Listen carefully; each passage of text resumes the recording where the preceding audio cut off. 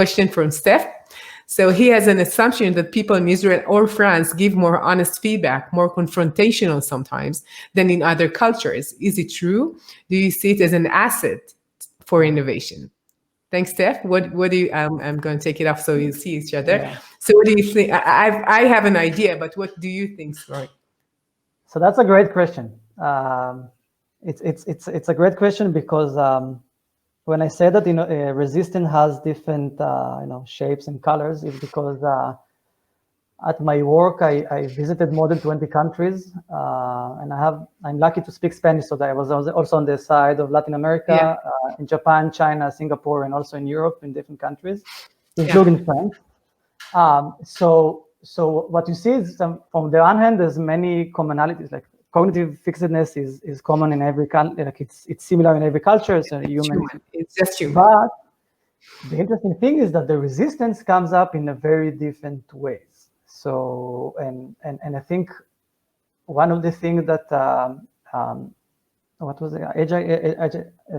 The France and the Israel feedback, there's something true about it. At least I feel that in Israel, when I did workshops, they are the most skeptical, cynical at the beginning of the workshop, but and they're very there's too honest feedback, like in the sense you could say it's rude.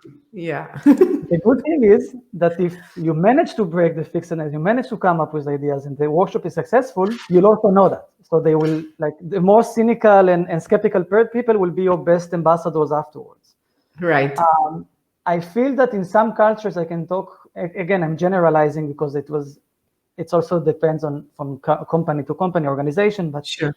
In Latin America, for example, I felt that there's hierarchy and seniority is very strong. Like here in Israel, where the boss says something, you're it's like you can challenge what he said, right? He or she. But in Latin America, they wouldn't speak. Like sometimes you see that the big boss or the manager has to go step out of the room, and only then people will start having a more open conversation. I felt in my work with France that the feedback is I don't know if honest is the right thing, but you have to, there's less layers that you need to you get it to it's up front, it's in front of you.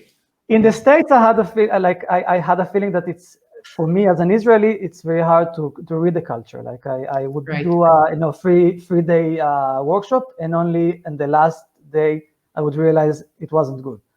But, and in Israel it will never happen. You will feel it like from day one. You will know that from second one that.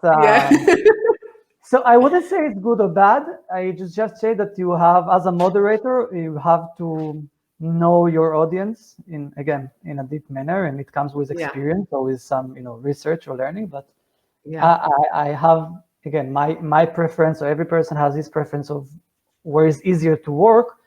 I think the Israeli culture for being very, very direct, even too direct. Sometimes there are some advantages to it as well. Very small advantages. I agree, Steph, what you're saying. I think that the fact that people are very upfront and saying what they're thinking is really, it could make things faster. Because if you need to take off the layers and it takes so long, and people are thinking twice and third time before they say something, they just hold themselves back, and it takes time until you get this out of them. So as a moderator, you need to know how to do it exactly and who to talk to. By the way, the one who is the most criticizing person, I always tell them, you have to bring them in. So this person has to be within the room. You cannot just say, okay, he will say so many bad things, he will be against anything. This is the person you need in, because if not, you will get it afterwards. So just bring him in, as I see it. Many times we've done workshops, they would try to, there are some functions or some departments that they try to avoid, right? Finance, legal. But you must bring in these people because their perspective is super important. And I think with the right mindset, and with the right tools, these people that usually are the people who criticize, they come up with the solutions. Yeah.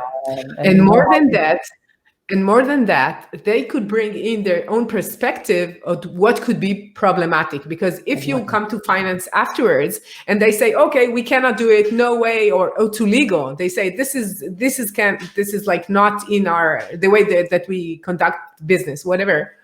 If you take them in, you get their feedback and you can act upon it within the situation of creation, because you don't want to get the feedback that is no way afterwards.